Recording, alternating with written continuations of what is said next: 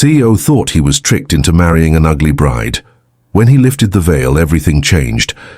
Alexander Chen stood at the altar, his jaw clenched so tight it ached. The grand ballroom of the Ritz-Carlton glittered with crystal chandeliers and white roses, but all he could see was red. Red, the color of his rage. Red, the color of betrayal. His hands trembled as he waited for his bride to walk down the aisle, a woman he'd never met. A woman his dying grandfather had forced him to marry through a decades-old arrangement. The worst part. His business rivals had been whispering for weeks that she was hideously disfigured, that the bride's family had hidden her away in shame her entire life. Alexander had built a billion-dollar tech empire by age 32, and now he was about to shackle himself to a woman who would supposedly be an embarrassment to everything he'd worked for. But he had no choice. His grandfather's will was clear: marry Isabella Morgan by his 33rd birthday, or lose everything, the company, the fortune, his life's work. All of it would go to his conniving cousin Marcus. So here he stood, a prisoner in an Armani tuxedo, waiting for his sentence to begin. If you're loving this story of unexpected love and transformation, please hit that like button, share this video, and drop a comment below telling me what you think Alexander should do. And don't forget to subscribe to Trillionaire in Love for more incredible stories that will touch your heart. The music began. Alexander's heart hammered against his ribs. The double doors opened, and a figure appeared, completely veiled in layers of white lace that obscured every feature. She walked slowly, almost hesitantly, and Alexander noticed her hands were shaking. Good, he thought bitterly. At least she knows what a nightmare this is for both of us. The guests whispered, their voices carrying through the vast space like a swarm of locusts. He could hear the speculation, the cruel jokes, the pity. Alexander Chen, the untouchable CEO, brought low by an arranged marriage to a woman too ugly to show her face. She reached the altar, and Alexander couldn't bring himself to look at her. Instead, he stared straight ahead, his expression carved from stone. The officiant began the ceremony, and Alexander responded mechanically, his voice hollow. He barely heard the words. All he could think about was escape, about how quickly he could arrange for separate residences, about how he would keep this woman hidden from the press and his business associates. Finally, the moment came. You may now lift the veil and kiss your bride. Alexander's hands moved to the veil with all the enthusiasm of a man reaching for a poisonous snake. He grasped the delicate fabric, and for just a moment he hesitated. Whatever he was about to see would become his reality. There was no going back. He lifted. The world stopped.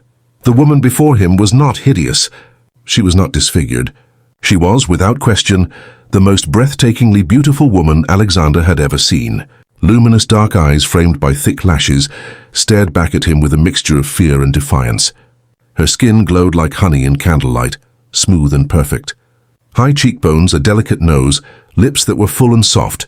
She looked like she'd stepped out of a Renaissance painting. But it was more than her physical beauty that stunned him. There was an intelligence in her eyes, a depth, a quiet strength that radiated from her even as she trembled. Alexander stood frozen, his mind struggling to process what he was seeing. This made no sense. Why would anyone spread such vicious lies? Why would her family hide her if she looked like this? The questions multiplied, but they were drowned out by a single, overwhelming realization. He had been completely and utterly wrong. Isabella's eyes searched his face, and he saw the exact moment she interpreted his shocked silence as disappointment. Her expression crumbled just for a second before she rebuilt her walls.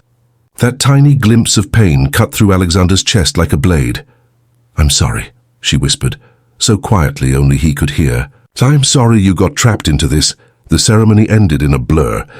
They kissed, a brief, awkward brush of lips that somehow burned itself into Alexander's memory. They walked back down the aisle together, and Alexander was acutely aware of the shocked gasps and whispers erupting around them. Clearly, he wasn't the only one who had been led to believe Isabella was ugly. Someone had orchestrated an elaborate deception, and Alexander needed to know why. The reception was torture. Alexander watched as Isabella sat beside him, barely touching her food, flinching every time someone approached to offer congratulations. She was gracious to their guests, her smile polite but never reaching her eyes. She seemed to carry the weight of the world on her shoulders, and Alexander found himself growing increasingly angry, not at her, but at whoever had done this to both of them. It wasn't until they were alone in the limousine, heading to his penthouse, that Alexander finally spoke. "Why did you agree to this marriage?" Isabella turned to look at him, and he saw exhaustion in every line of her face. "The same reason you did, I imagine." "I had no choice." She paused, then added quietly, "My father's company is bankrupt. This marriage was the only way to save it and keep 200 employees from losing their jobs. Your grandfather offered my father a way out, but only if I married you. And the rumors about your appearance." Something flickered in Isabella's eyes, something dark and painful. "My stepmother started those rumors when I was 16. She told everyone I'd been in a terrible accident, that I was too hideous to be seen in public. She kept me locked in our country estate for years, and my father was too weak to stop her. She wanted her own daughter to marry into a powerful family, and I was competition." Her voice hardened. "She wanted to make sure I was unmarriageable, worthless." Alexander felt rage ignite in his chest, not at Isabella, but at the cruelty she'd endured. "For years? You were a prisoner?" "A well-fed, well-dressed prisoner, but yes. The only reason I'm here at all is because your grandfather's contract specified me by name. My stepmother couldn't substitute her daughter no matter how hard she tried." Isabella's laugh was bitter. "I'm sure she's furious that you've actually seen my face now. Her careful plans ruined." The limousine pulled up to Alexander's building, and they rode the elevator to his penthouse in silence. Once inside the sprawling apartment, with its floor-to-ceiling windows overlooking the city, Isabella turned to him. "I'll stay out of your way. I know this isn't what you wanted. Just tell me where I should sleep and I'll make myself invisible." "Stop," Alexander said sharply. Isabella froze, and he saw fear flash across her face. He softened his tone. "I'm not angry at you. I'm angry at this whole situation, at the lies we were both told. But you don't have to make yourself invisible. This is your home now too." Over the following weeks, something unexpected happened. Alexander and Isabella began to talk. At first, their conversations were cautious, polite discussions over breakfast before Alexander left for work. But gradually they opened up. Alexander learned that Isabella had a brilliant mind for business strategy, that she'd spent her years of isolation reading voraciously, teaching herself economics and finance and market analysis through online courses. She'd dreamed of attending university, of building her own career, but her stepmother had crushed those dreams at every turn. Isabella learned that beneath Alexander's cold exterior was a man who'd spent his entire life trying to prove himself worthy of his grandfather's love, only to realize too late that the old man had used that hunger to control him. Alexander had sacrificed relationships, friendships, any semblance of a normal life, all to build an empire. And for what? To be forced into a marriage as his final act of obedience? They began to build something neither had expected, a partnership.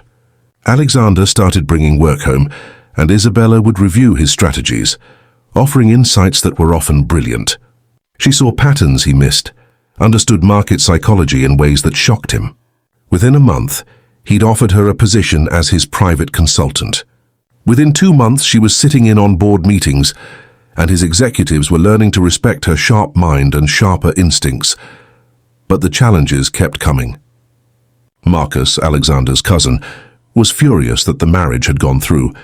He began spreading new rumors, claiming that Isabella had seduced Alexander, that she was a gold digger who'd manipulated the old man's will. The press picked up the story, and suddenly Isabella was under attack from all sides. Photographers camped outside their building. Tabloids published cruel articles questioning how someone like her could possibly deserve someone like Alexander. Alexander watched Isabella weather the storm with quiet dignity, never complaining, never breaking down, at least not where anyone could see. But late one night he heard crying from her bedroom. He stood outside her door, his hand raised to knock, and listened to her sob. The sound tore at something inside him. The next morning Alexander called a press conference. With Isabella standing beside him, he told the world the truth. About the arranged marriage, about the lies surrounding Isabella's appearance, about her stepmother's cruelty. He spoke about Isabella's intelligence, her strength, her value as a partner in every sense of the word. And then he said something that surprised even himself. "I was tricked into this marriage, that's true. But Not in the way everyone thought. I was tricked into believing I was marrying someone who would be a burden. Instead, I married someone extraordinary, and I'm grateful for that trick every single day."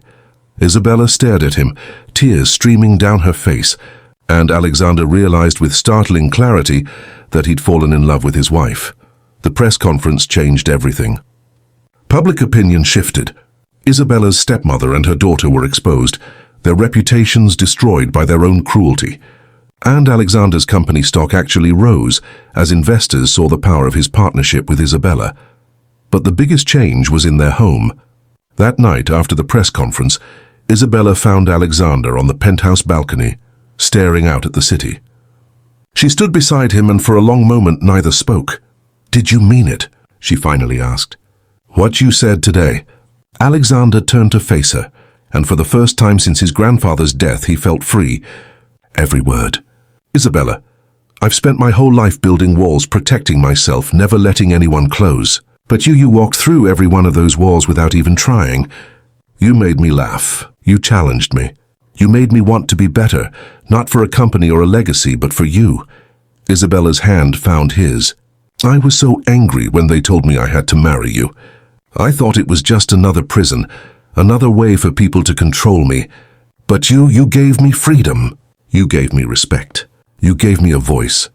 She smiled, and this time it reached her eyes. "You gave me love." Alexander pulled her close, and when he kissed her, it was nothing like that awkward brush of lips at their wedding. This was real. This was right. This was everything he'd never known he needed. 6 months later, Alexander stood in the same ballroom where they'd married, but this time for their vow renewal. This time Isabella walked down the aisle with her face uncovered, radiant in a simple white dress, smiling with pure joy. This time, when Alexander lifted her hand to his lips, it was with love, not obligation. They'd both been tricked, but the trick had given them everything they'd ever wanted.